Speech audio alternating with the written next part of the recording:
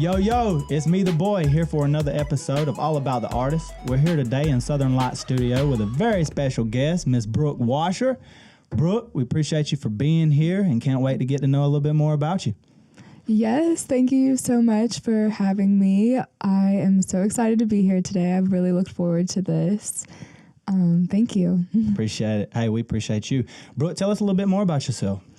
So obviously I'm Brooke Washor. I am from Panama City Beach, Florida. I have been playing music professionally for the last 8 years, going on 8 years now, not completely an 8 years, but getting very close. And I graduated from Florida State University, go Noles. I don't have currently another job that has to do with my degree. I do everything full-time with my music, and I'm very, very grateful and blessed to be able to say that. But music's definitely a huge part of my life, and I can't think of what it would be like to have a life without music in it. Awesome. Hey, Beach Baby, how is the beach life? In Panama City Beach? Panama City Beach? It's home. It's home. Honestly, I moved away for a little bit, and I quickly realized whenever I moved back that I took it for granted a lot. And I really don't go to the beach that much, but it's really nice to sometimes take a drive down whenever, you want to clear your mind or just go the scenic route for whatever reason. I hear that. It's there. I hear that. So do you have family that lives around the beach, or are you the only one around the beach? So in this area, it's me, and then 5 minutes down the road, my parents, and then my grandma. She lives with them. And that's pretty much the only family I have here. And then there's my best friend, Sierra. She's basically family. Okay, so what is it, like you at your mom's every day, or you just hang out at your house? So since she lives only 5 minutes away, it's super convenient. And not saying the only reason I go over there is to eat food, or because she cooks really awesome dinners. But I am welcomed over there, and I love my parents, and I have a really close relationship with both of them and my grandma. And also growing up, my grandma didn't always live with my parents until my grandfather had passed away about 4 years ago. But it's really nice to be able to spend time with her just because she wasn't always so close. Growing up, she lived 5 hours away. So I try to take her to go get pedicures, and my parents and stuff, we hang out a lot, and I'm really close to them.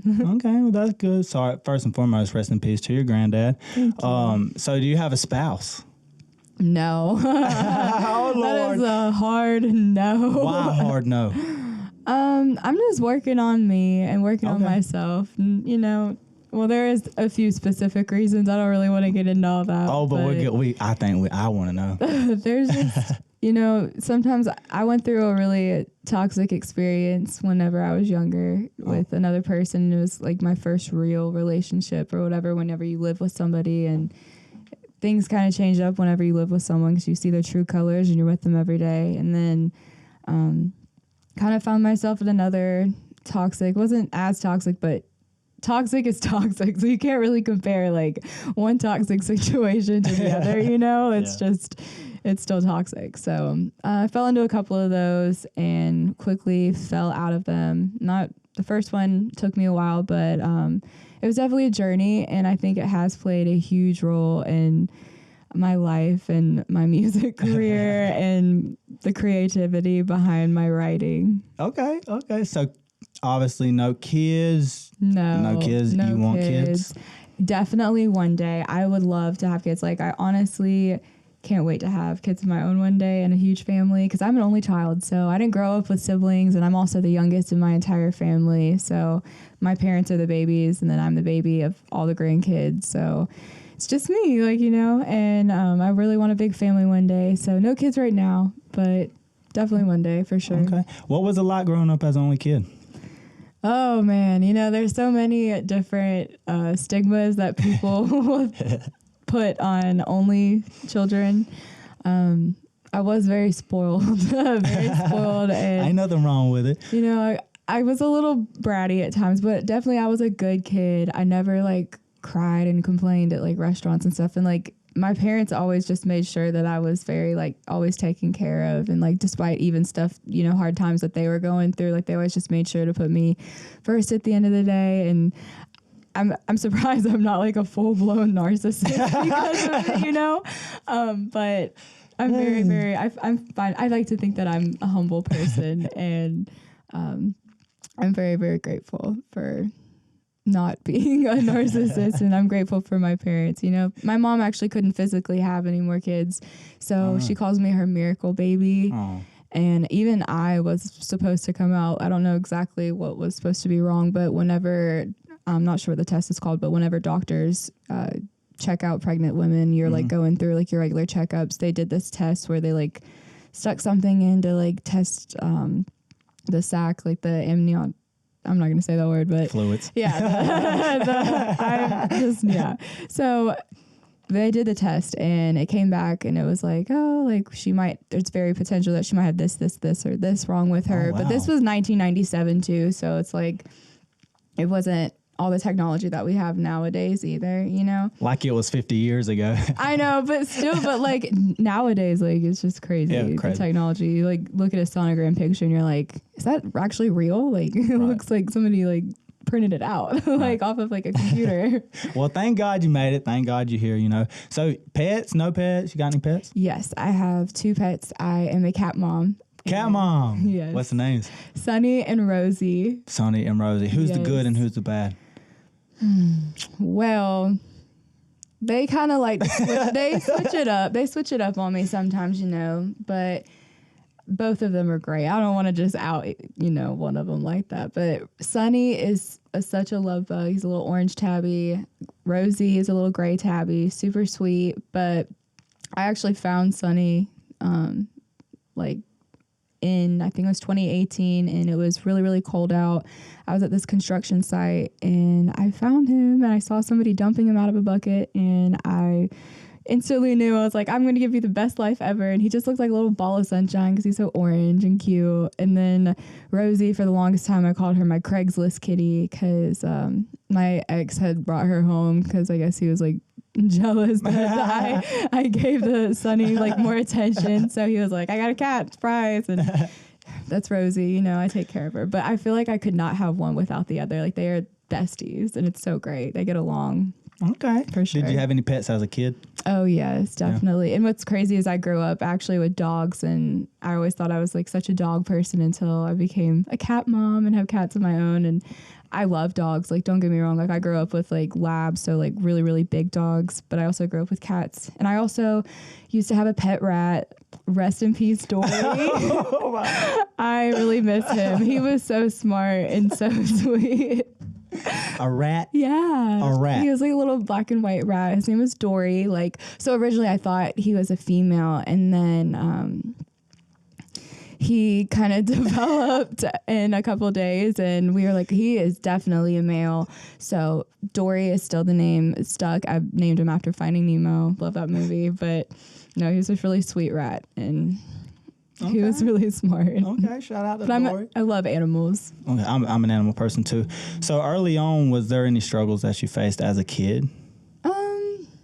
In particular, probably most was just like bullying. And I feel like, yes, a lot of people do experience bullying and stuff like that. But like there was a point in my life where in middle school, it was so bad that the people that were bullying me, they rode my bus and they lived in my same neighborhood. And at one point I had to transfer schools because it was so bad. Like they would spit gum in my hair and like people would make fun of me for like liking to sing or, you know, and like whatever, like whether they thought I was good or not at that age, like who really cares, you know? Like I feel like when you're kids, like especially like people say like, oh, kids are going to be kids, but no, like this was bullying. It was straight up and it was just so rude. They would like follow me home from school and like just harass me and stuff. So I finally like switched schools, but basically what I'm trying to get to is I don't think that I'd be like as much of a wholesome person as I am now if it wasn't for being bullied and stuff. And it was just about stupid stuff. Like I had like acne at a young age, you know, but like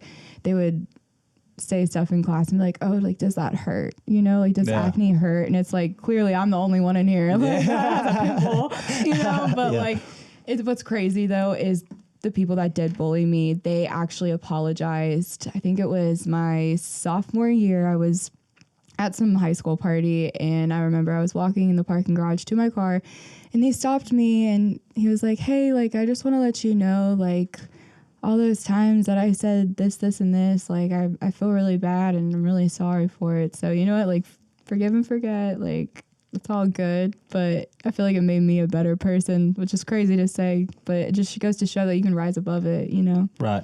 So, Brooke, how did you get through the bullying stage? You know, how did you get through that? I spent a lot of time alone whenever I was a kid, and just because my parents both worked, you know, full-time normal jobs. So whenever I would get dropped off on the bus, I'd come home for a couple hours and chill by myself. So I would have a lot of free time. And in that free time, I would always either be singing or dancing or writing songs, or I had like a karaoke machine in my room, and that stuff was so fun and so cool to me. And I would just always be in like a creative space, and I've always kind of done that. Like I think from that, whenever social media started kind of erupting in middle school, at least like for whenever I was introduced to it, I started kind of posting on there. And I probably shouldn't have been on social media at such a young age, but really, really helped, you know, with putting myself out there and not being afraid to put myself out there. I would make YouTube videos in my room. And then at one point, I wasn't in school just because I had to take a leave of absence, and I had like a tutor and stuff that was coming to my house because I was really, really sick, and I had like several surgeries. So when I was kind of being like homeschooled for a little bit, I was just making YouTube videos in my room, and I really hope they're not still out there. I'm not really sure if they are. But it's really funny. I just remember doing that and how much that made me happy. And it didn't matter, you know, what other people thought, because I've always wanted the same thing since I was a kid. I've always wanted to do the same thing. Like if you were to ask 3-year-old me, what do you want to be when you grow up? I would say rock star, or probably either that or Britney Spears. Like music has just always been a part of my life. And also listening to music. I think listening to music is really powerful too. Like there's a song for everything.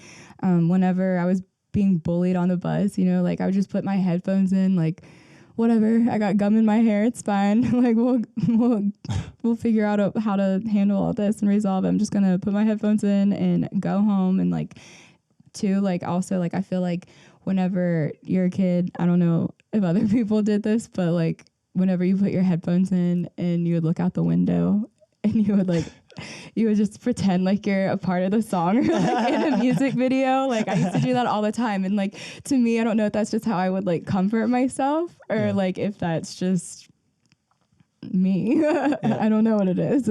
So pretending to be a rock star got you through fake it till you make it. Fake it till you make it. Hey, that's a good one. So as a kid, who was the most influential person in your life? Definitely my parents, but if this was like music related, it would definitely be my grandfather, which is on my mom's side, and it's my mom's dad and my pop, and he passed away. He's the one that I mentioned earlier. He passed away 4 going on 5 years ago, which is so crazy to think about. But I would pick him just because he played guitar too. And really? It was really, really cool because that was something that he was passionate about. But full time, he was a softball coach, baseball coach. He was always like at the baseball field, like doing all kinds of stuff, going to championships, you know, and he would always be doing stuff on the ball field. And whenever I finally started picking up the guitar and singing at about 9 or 10, I remember I had 5 lessons, and my guitar teacher had to up and leave. Like he had a family emergency, I think is what it was. And like, he was like, you know, like just stick to it. Like you got it. And I had 5 lessons, still didn't know how to sing and play at the same time. So I taught myself how to sing and play. And then I finally, you know, had the balls to show my family, like, hey, like I can do this, you know, like I could actually do this.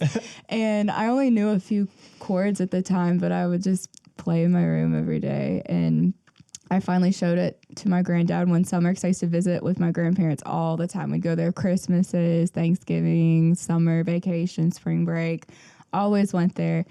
And I finally brought my guitar and I played it for him, and my cousins and him, like, they were just like all shook because they were like, what? Like you're a cousin? Like, what? Like, no way, you know? But it was cool because my granddad, I learned a lot about him through music, and just a lot about himself and what he could have done potentially as a musician. Because at one point, RCA had asked my granddad to sign with them, and he told them no. No way.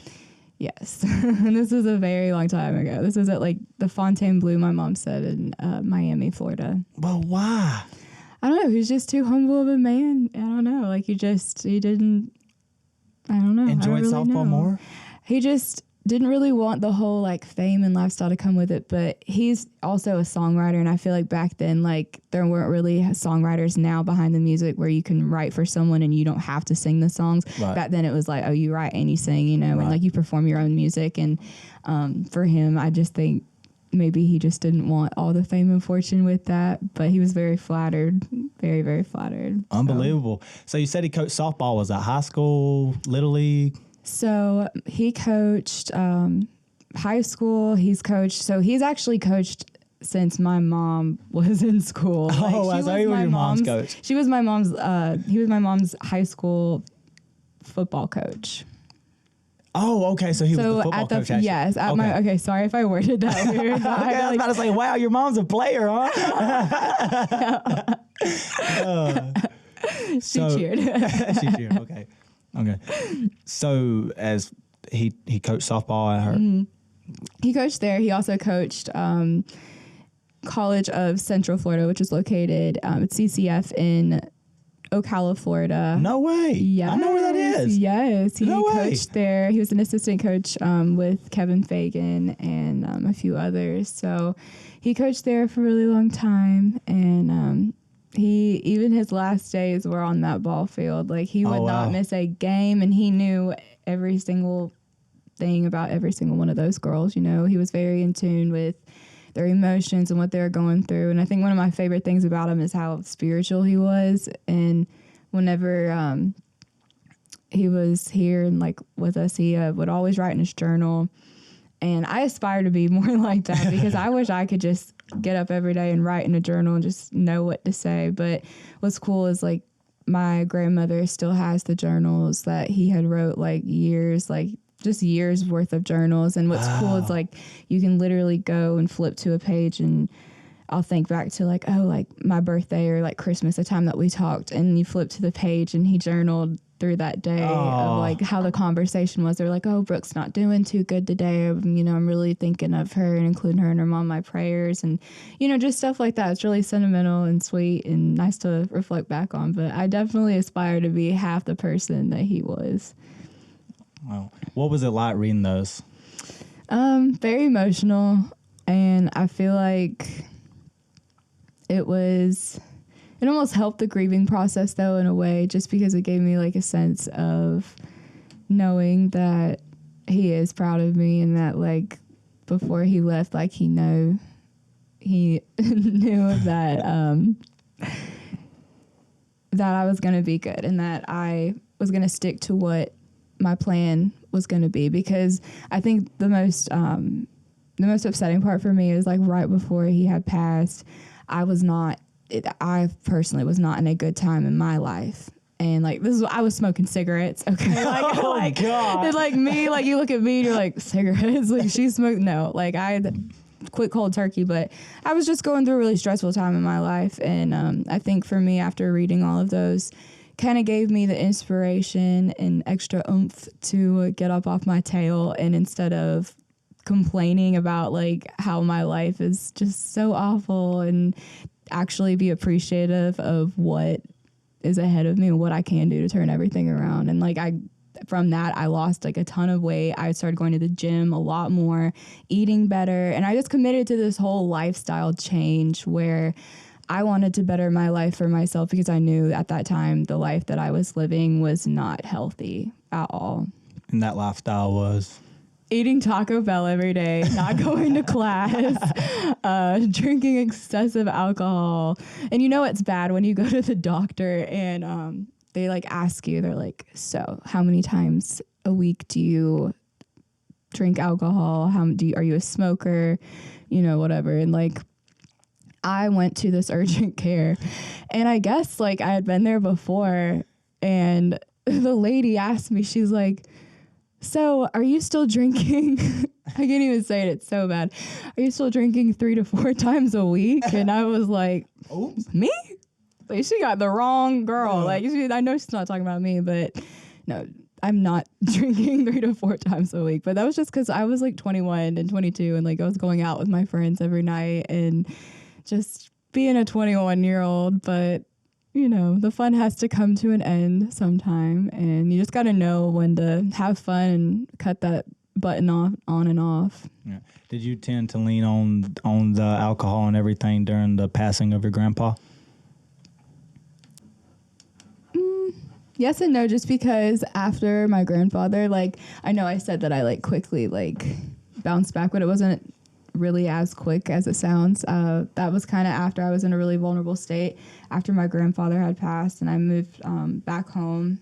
I was going to school out of state, and things just weren't going well. I was in a bad mental health spot, so I came back home, and that's whenever my grandfather passed. And then after that, I kind of ended up in a not so good relationship and was with this person for almost 2 years. And that 2 years like is a long time to be with somebody, especially if they're not good to you and they don't treat you good. And I think whenever I was still grieving with my grandfather and I was in that relationship, I would constantly ask myself every day, like, do you really think he'd be proud right now, you know, of like your actions and the choices you're making and the people that you're choosing to hang out with and surround yourself with? And it just really dawned on me for a long time, and I decided to finally do something about it. And within that 2 years is really whenever I started to finally realize that, like, hey, like, if you want better, then you will do better, you know, like you have, if you want to, you will. Right. And that's what I did. Okay. So if you could leave a message for your granddad right now, if you could talk to him right now, what would you say? Oh, that's such a good question. I guess I would just say that I hope the view is really awesome where he's at, and I hope that I'm making him proud down here, and I'm going to continue to. And I promise one day I am going to open up your songs and look at them and try to recreate them with my own style, because my mom has been begging me to do that for the longest time. And I feel like sometimes I do still grieve him.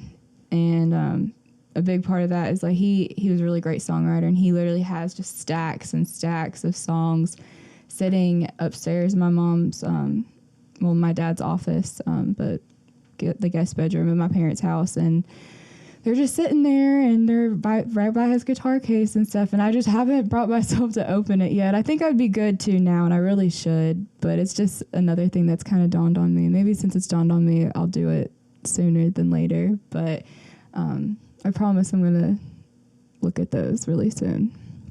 But that's what I'd say. Okay. And I love you and miss you so much, and we're taking care of Grandma, so. There you go. So, Brooke, what is it that got you into music? Well, I would say it all started in the womb. Not to get all technical, but my mom said that whenever she was pregnant with me, she would put headphones on her belly, and it would be classical music. And she said I'd always kick, and I really liked it. And then whenever she finally had me, I was obsessed with music. I actually started talking at 6 months old. What? I literally said my first word, dada, at the table at 6 months old, which is crazy because when you think you're like a 6-month-old, and like that sounds crazy. I'd have been like, no. But I swear, ask my mom, like ask everyone who was at the Thanksgiving dinner. 6 months old? Yes, it was at Thanksgiving. It was either Thanksgiving or Christmas. I don't know, whatever, 6 months away from my birthday. But yeah, so I started talking at 6 months old. And then as I got older, my mom, you know, just like any other mom, she let her kid try something until it stuck. And I tried sports, but I wasn't the most athletic. I was very clumsy, very, very clumsy. I was definitely the person that teachers always joked about putting in bubble wrap, and we're like, oh, we're just going to put you in bubble wrap. Like, it's not even funny anymore. But no, I was pretty clumsy. So I did gymnastics and stuff for a little bit. But music wise, so I did dance, and my friends and I always wanted to do like cheerleading and stuff, but I didn't really I wasn't that great at the tumbling part. So we would just make up dances, and we would like form our own like little teams and stuff. And from that, my friends and I would always, whenever they'd come over, we'd always sing karaoke, because I mentioned the karaoke set in my bedroom. And I was in chorus whenever I was in the 4th grade. I'm pretty sure I tried out in 3rd grade and I didn't make it because I kind of had like stage fright, or not really stage fright, but just whenever I got up in front of the judges or whatever, the teachers, I just kind of chickened out a little. But the next year in 4th grade and 5th grade, I was in chorus. I also was hand selected to be in show choir. So we had, wow. Which is, I don't know if you know like a difference between like chorus versus show choir, but typically chorus is going to be like your larger performance, and then show choir are usually people that are selected specifically to sing and dance at the same time. And usually they are judged differently whenever you go to competition. So there's different categories for that. Okay. So what was choir like? So chorus or show choir, like actual show choir. So show choir was a lot of fun. It actually gave me the courage to audition for our school talent shows. And I remember from that, I was actually in the school talent show. I sang a few different songs in like 4th and 5th grade.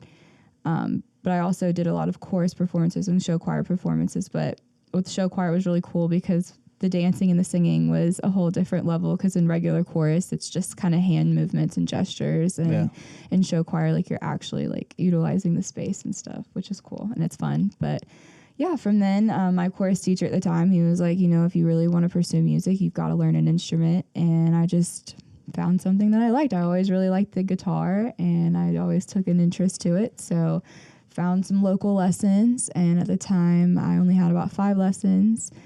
And really took it upon myself to learn and teach myself more chords. And once I kind of like proved to my parents, not that I ever had to win over like my parents or anything, like my parents always believed in me, but like once they like, they realized that, she's not afraid to put herself out there, and like right.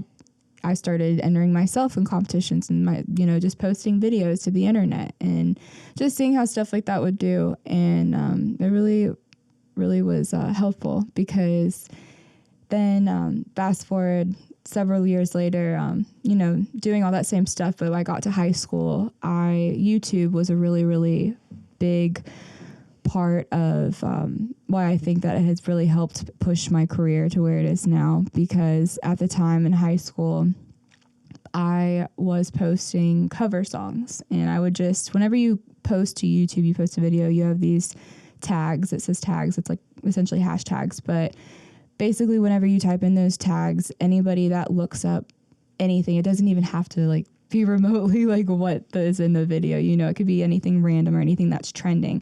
So anytime somebody looks that up, your video is instantly something that comes up as an option to them, and they can redirect to it.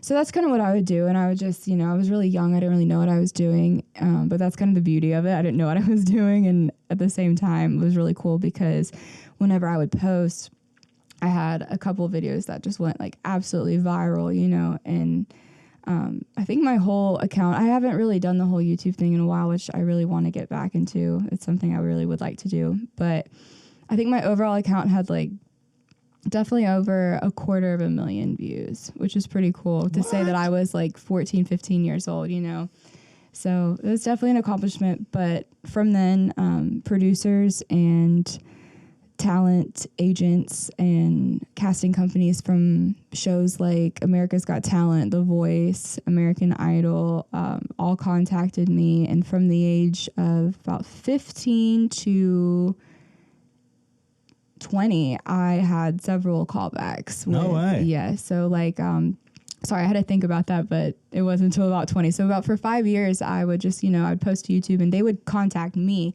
It wasn't really necessarily me going out of my way to audition or anything. They would just kind of contact me and be like, hey, we really love your videos. We think you'd be a really good fit. Would you like to come out to like a private location and audition ahead of the line?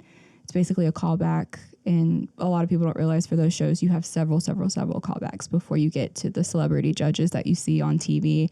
But it was a really fun experience, and I was really, really young whenever it happened. And I remember the first piece of advice one of the producers had gave me was, I need to build my confidence. And at that time, I hadn't really been playing live gigs or anything like that. I was just kind of, like singing at my American,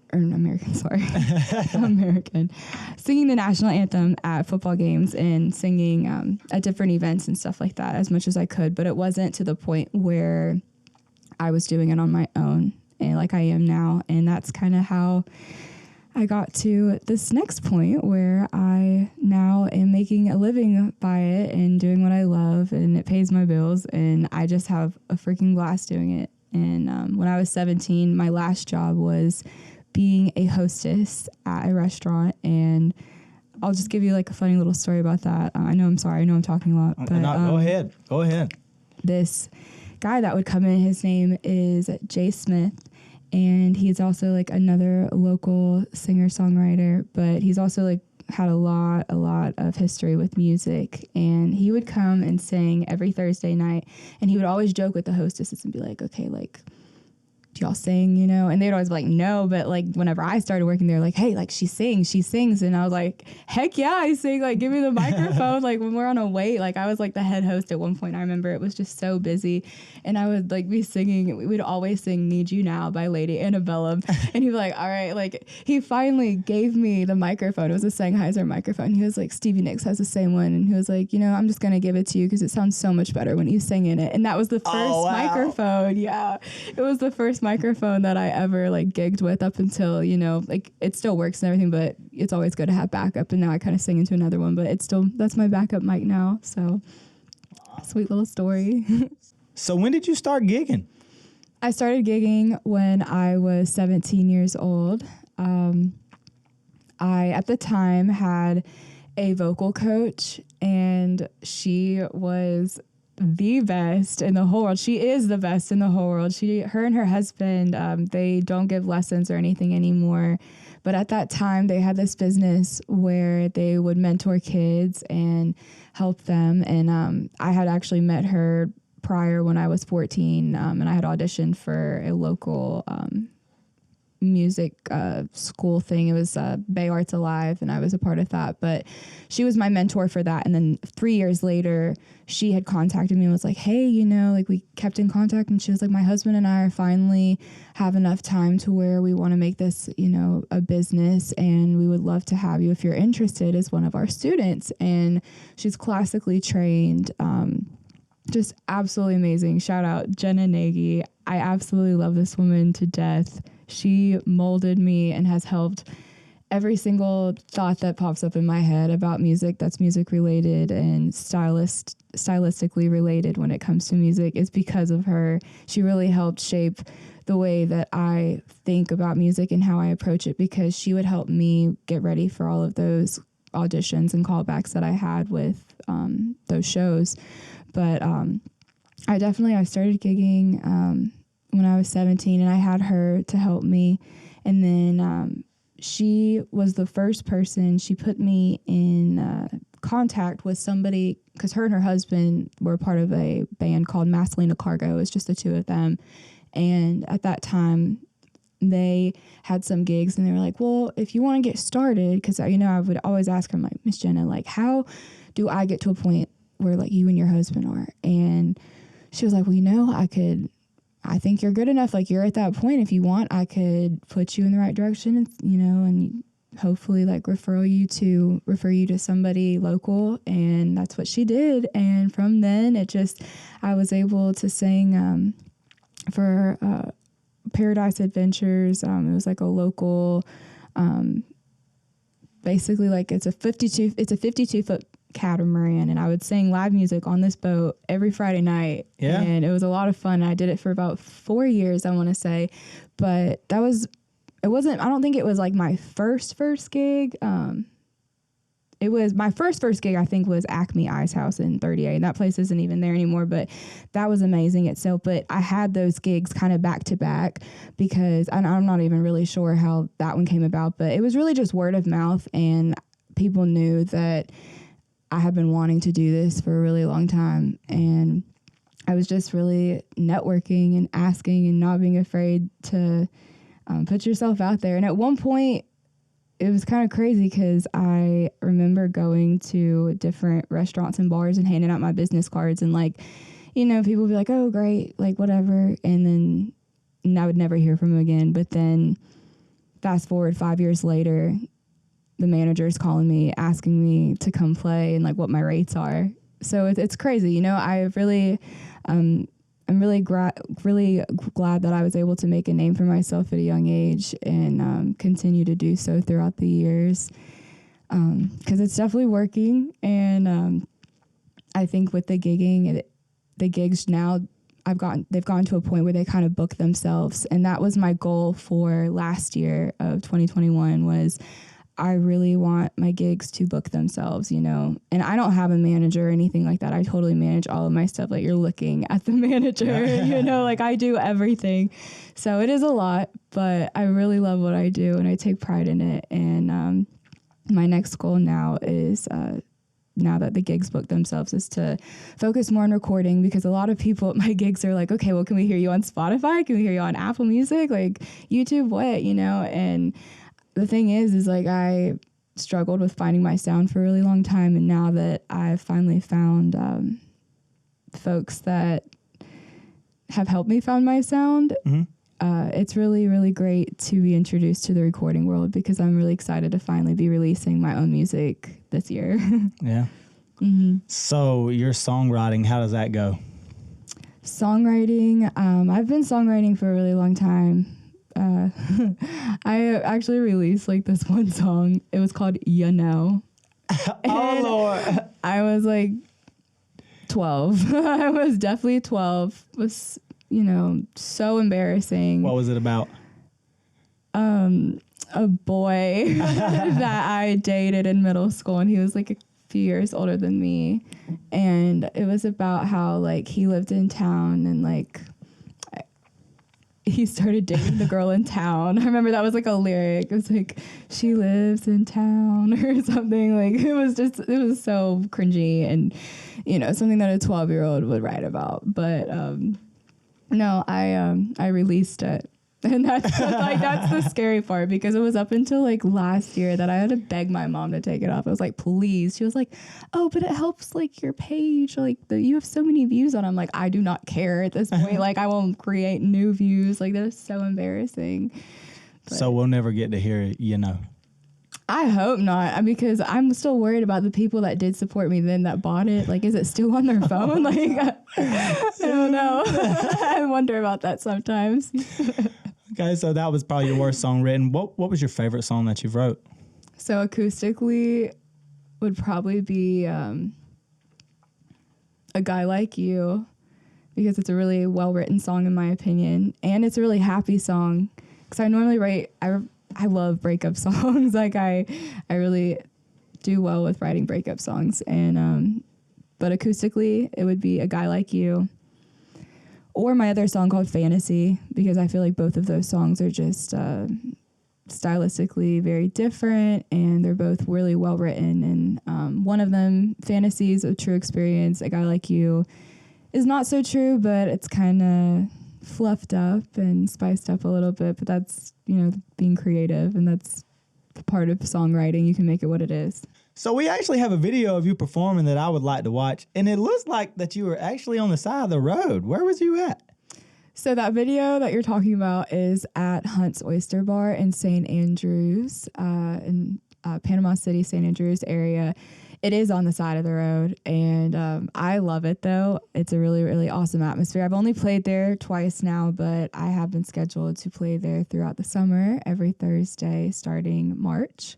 But it is on the side of the road, and it's a little difficult sometimes to hear yourself, but it works out. And I have a really great PA system. Very thankful for that. And what's cool about that venue is they actually have like this mini wooden stage set up. It's almost like a platform for the artists and for the musicians to sit on. So you're able to be away in your own area and you're not right on top of the people that are in the waiting area. Okay. All right. Well, hey, let's take a look at it. Won't you come over? Stop making a fool out of me. Why don't you come over,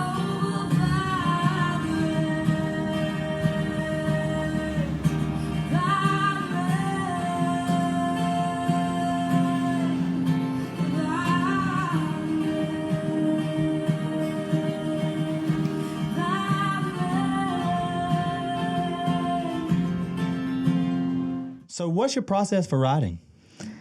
For writing, I usually it's always really unexpected, just because I feel like whenever I tend to write from experiences, and what if you're going through that experience and you're writing about it, then it's very real and it's happening and it seems to flow a lot better. But even if you're not going through an experience and you tend to write about something, I feel like it can be difficult, but it really just depends on what you want to write about. But me personally, I like writing about experiences. I don't really have a specific schedule or anything that I follow whenever I go to songwrite. I just feel like it kind of, when it comes to you, it comes to you. Like sometimes I'll be, riding around in my car or listening to the radio or listening to something that somebody else said or listening to a podcast,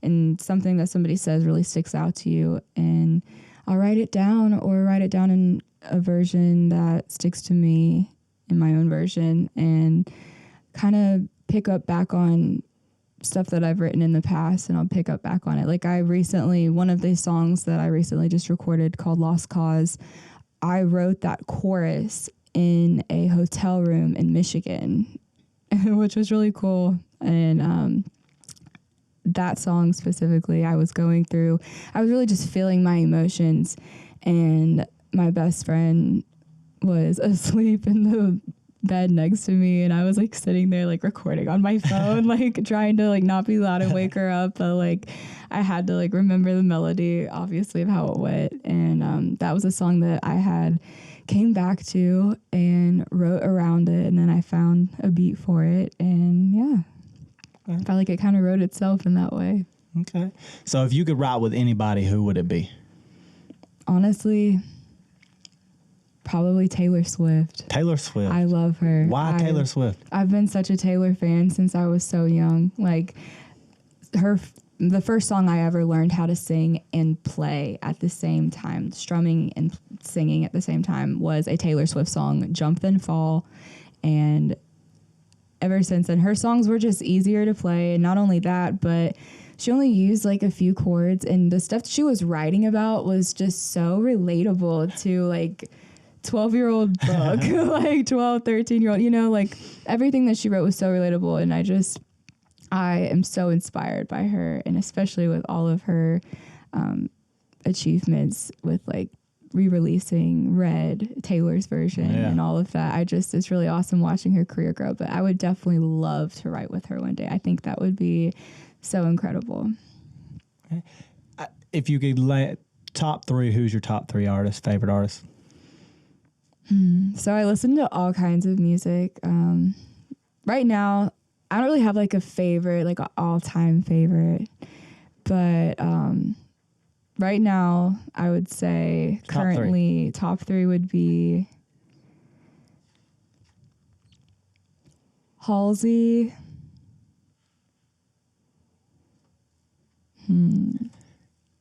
This is so difficult. Halsey, Jack Harlow.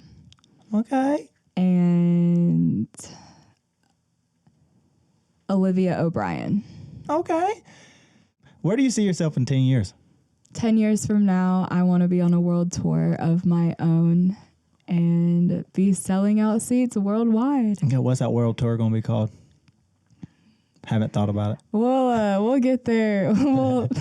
We'll get there when we get there. I haven't really done a whole lot of thought. I'm sure I'll have like a team of people behind me, hopefully by then, to help pick my brain and find something. But haven't put a whole lot of thought into that. But we'll get there when we get there. Okay. So if you could talk to your fans and tell them, how much they mean to you at anything, what would you tell your fans right now? I would say that I'm very extremely grateful for all of the support over the years and those who have constantly believed in me. I definitely see all of it, and it definitely does not go unnoticed, and I really appreciate it, and I'm going to make the 850 proud and continue to. I can't wait to see what the future holds. So thank you. I'm very, very grateful, because if it wasn't for you guys, I wouldn't have an audience at my show. So thanks for doing your part too. So what would you say to a young aspiring artist right now? I would say keep grinding. Don't let the haters get you down. They hate you because they ain't you. And no matter what, just if it makes you happy at the end of the day, if music is something that has always made you happy and you know that, then it's definitely for you, and that there's definitely a place in the music world for you. And maybe if you're not cut out for singing or you don't have the best voice, just know that music is so much more beyond that. And music is the universal language, and I will preach that until the day I die. So definitely stick to it if it's something that you're passionate about, and always speak from the heart. Well, Brooke, we got you a little going away present. We got you a lovely Southern Lights t-shirt, baby blue. For those who have not seen the new t-shirts, Brooke, there you that. go. Nice going away present for Brooke Washor. Ladies and gentlemen, we appreciate you coming. It has been an honor. I have been honored to get to work with you in the past. I hope that I get to work with you again in the future.